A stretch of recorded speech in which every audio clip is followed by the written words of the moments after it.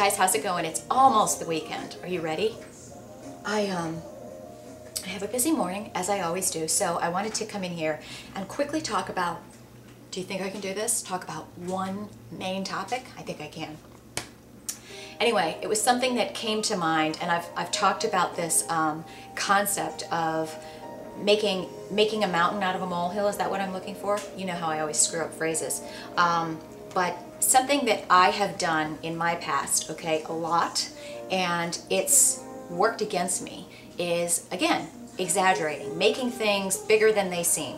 Whether it is worrying about something at work, I would always imagine worst case scenarios, worrying about something in a relationship, you know, what's going to happen, is this going to happen, is he or she going to say that, you know, if you're fighting with somebody or you're having a personal relationship issue, making it bigger than it really is, and just kind of imagining worst case scenarios. I've also seen that I've done this or allowed this to creep in with my workouts, and specifically over the past couple of years, because I had gotten to this point where I've shared with you guys, I was so overtraining, right?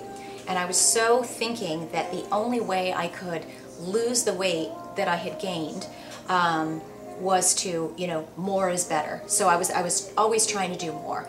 If I was training with Jenny or training with Jay, I was always like, you know, if they told me to do 45 minutes of cardio, I thought I had to do an hour, because that was the only way to accomplish my goals. If they said eat, you know, 1,800 calories, well, I try to do 1,500. So I'm trying to work out more and do less. And because I'd gotten in this mindset of extreme everything, I'd also come to look at my workouts as this huge endeavor. So, you know, I work from a home office, right? Whether I was in a home office or on the road, when it would come time to do my workout for the day, whether it was something I was doing in the morning or if I had to do it at night, in my head, I had allowed myself to build up what I had to do in my workouts to such a huge time endeavor, equipment endeavor, commitment, that I was always, you know, kind of rolling my eyes and going, oh, I can't. I don't have 2 hours. And, you know, I would anticipate that it was going to take, if I was at home, oh, I'm going to have to pull out all of this equipment. I'm going to have to do all this stuff. And then I'm going to have to put it away. And I'm going to have to do this. And it's going to be 2 hours here. And then cleaning up. And then putting this away. And I would just make it this big, huge endeavor in my mind that now, for two reasons. Not only do I realize I don't need to work out that much, I don't need to work out 2-3 hours a day. That's crazy. And nobody has the time for that. Now that I realize I don't need to do that, and now that I'm focusing on keeping my workouts to just an hour, every time I go to work out and I start to get those thoughts in my head where I'm like, oh God, you know, I've got so much to do this afternoon. I mean, if you would have asked me in the past, could I do a workout at lunchtime, I would automatically, and Alex, you're one of my friends, I remember when I first started working, I'd be like, he said, oh, I go and I do my workouts at the gym at lunchtime, and I'm like, how can you have time? There's no way that you can go to the gym, get a workout in, get changed, and be back to work, you know, in an hour and 15. No way. And he's like, I do it all the time.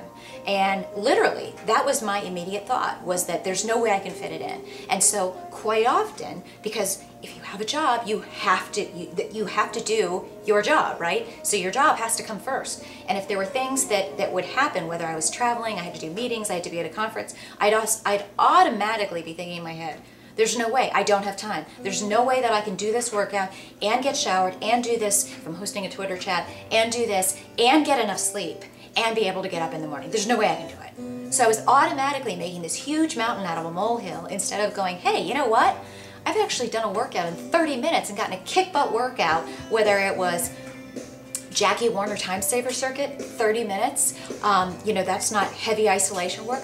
It's a workout. So the more that I'm, you know, not over exaggerating, not making mountains out of molehills, it makes it a lot easier to have this consistency that I have been missing over the past 2 years. So I don't know if any of you guys are doing that, but I encourage you, if you realize that you're doing that, anticipate that that's what's going to happen in your mind. A lot of staying motivated, I think, for me, I'm finding, is just realizing this internal argument that's going to go in your head whether you call it, you know, with me I call it bad Kelly or old Kelly, you know, the past 2 years Kelly that was just drama queen and always, you know, panicking and stressing.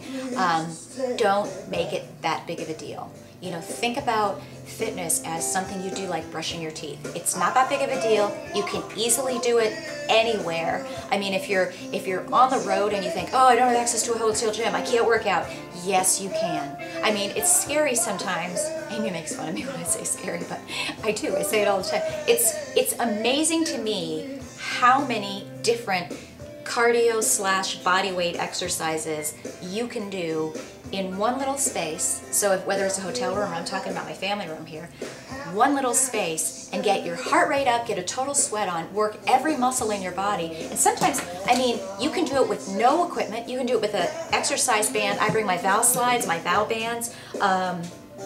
At home, you guys, I have all kinds of equipment here, exercise ball, but you don't, just get creative. Sometimes it's just me, you know, going on YouTube going, oh, okay, wait, you know, I found some Billy Blanks DVDs that are up here on YouTube, and I can do that kickboxing workout if I forgot my DVDs. For those of you that don't have a laptop, you know, get a couple books, start looking at some circuits and get creative. There's ways that you can fit it in, but you've got to get in your mind like, this is not a big deal. Instead of, remember what we were talking about, positive thinking? Don't say, well, I think I will. You know, you just say, I will. I'm going on the road, or I'm going on vacation, and I'm going to work out. I'm going to be gone 7 days. I'm going to work out 4 days. I'm going to get 4 workouts in, and at minimum, if I do nothing else, I'll go for a half-an-hour walk. There's no way you can't go for a half-an-hour walk every day. There's just no way. So make it, chunk it down. We all do have to do this for work. Chunk down your to-do list. Chunk it down, make it in small, more manageable bites. Probably shouldn't say that when we're talking about fitness, but you know, whatever. And it's just an easier way of looking at things. So that was what I wanted to share with you, and I kind of stayed on focus.